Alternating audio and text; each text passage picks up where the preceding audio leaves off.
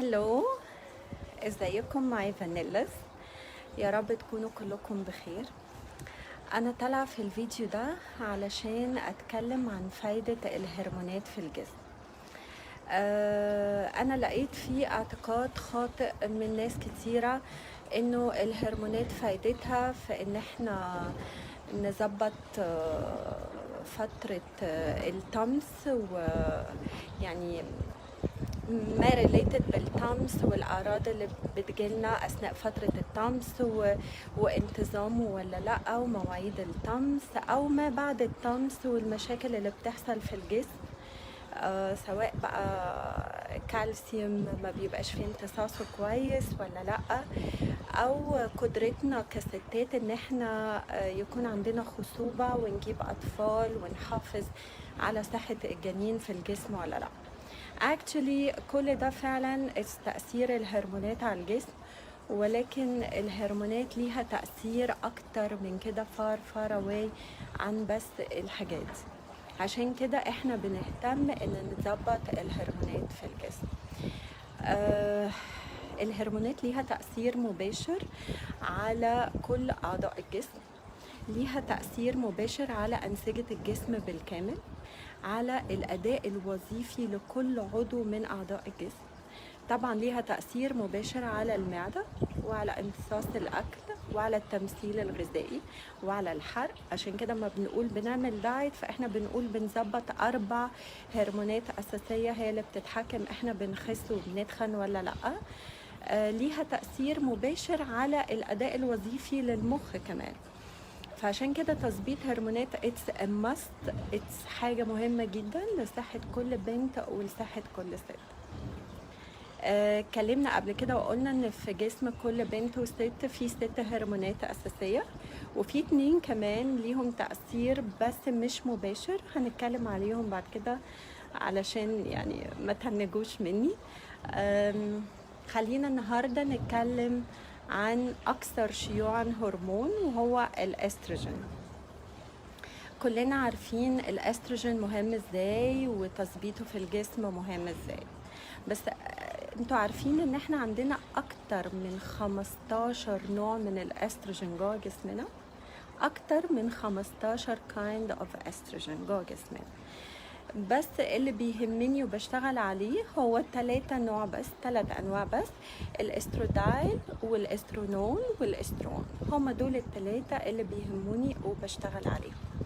طيب ايه فايدة الاستروجين في الجسم؟ الاستروجين ليه فايدة مباشرة، يعني دايركت افكت على الكوليسترول في الجسم. لما بنظبط الاستروجين الكوليسترول في الجسم بيتظبط، فعشان كده مهم جدا اظبط الاستروجين سواء فترة واحنا عندنا الطمس او ايفن بعد انقطاع الطمس. كمان هو ليه تأثير مباشر على الجهاز البولي. لو في مشاكل في الجهاز البولي فأنا بظبط الأستروجين. ليه تأثير مباشر جدا جدا على صحة القلب، يعني لو عندنا مشاكل في القلب بنظبط الأستروجين. الأوعية الدموية أستروجين برضو لازم يتظبط. طب العظم وامتصاص العظم وامتصاص المعادن، هو ده مش أستروجين؟ أستروجين طبعا. طيب صحة الثدي ومشاكل اللي بتيجي في الثدي it's estrogen. طيب والرحم ومشاكل الرحم تظبيط استروجين. طب وايه بقى الجلد والشعر وشكل الجسم والصوت والحبوب اللي بتجيلنا والحرق وكل ده استروجين. طيب الأغشية المخاطية ملهوش تأثير عليها؟ ده ليه تأثير مباشر جدا على الأغشية المخاطية.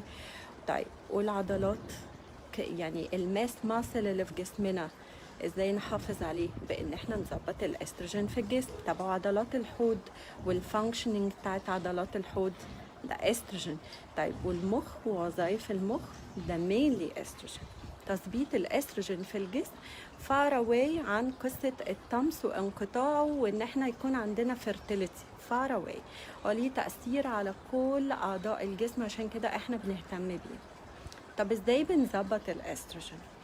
بصوا احنا ما بنشتغلش باي supplements، يعني باي ادويه، احنا بنشتغل باللايف ستايل، بنشتغل بانواع اكل بيظبط الاستروجين في الجسم، باعشاب معينه بتظبط الاستروجين، بنستبعد بعض العادات اللي توارثناها وتعودنا عليها من المجتمع، بتلخبط جسمنا وبتلخبط الهرمونز بالكامل جوه جسمنا. كل ده احنا بنقوله ستيب باي ستيب، وانا هطلع في اللايف في اكتر من لايف اتكلم عنه، بس مش عايزه ادي معلومات كتيره مره واحده يعني عشان ما تهنجوش مني.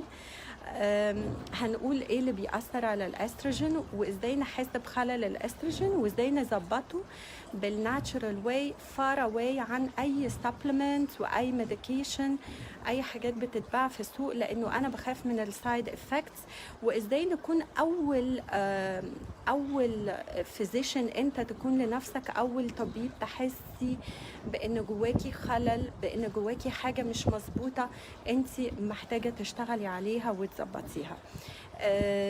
دي على فكره اهم حاجه، انك انت تكوني اول حد تو بريدكت، يعني تتنبئي انه there is في مشكله somewhere وانك محتاجه تشتغلي عليها، وتعرفي ازاي تشتغلي عليها بالاساليب الطبيعيه، وانت عايشه your لايف ستايل، تفهمي اللي انت بتعمليه is it really بيأثر عليكي بالسلب او بيأثر عليكي بالايجاب، العادات بالبوزيتيف، العادات الصحيه اللي انت بتعمليها هاو هي بتأثر عليكي، اللايف ستايل اللي انت متبعاه بيفرق على صحه هرموناتك ازاي.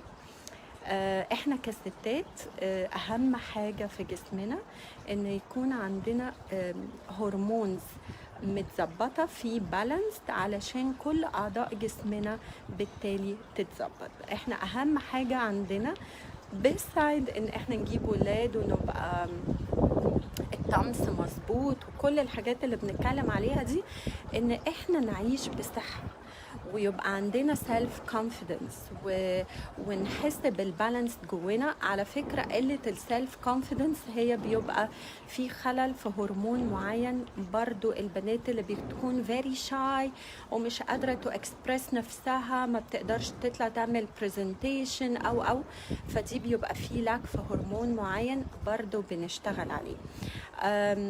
مش عايزاكم تتهنجوا مني وتقولوا ان انا بدي معلومات كتيره وما بستخدمش انجليزي كتير اهو.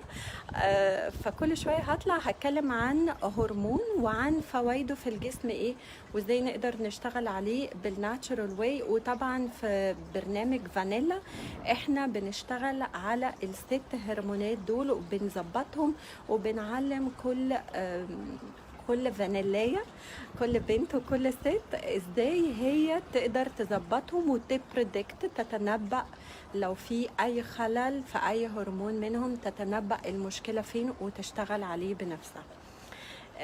يا رب اللايف النهاردة يكون مفيد، يا رب ما يكونش معقد، ويكون كل معلومة فيه كانت سهلة ومفيدة.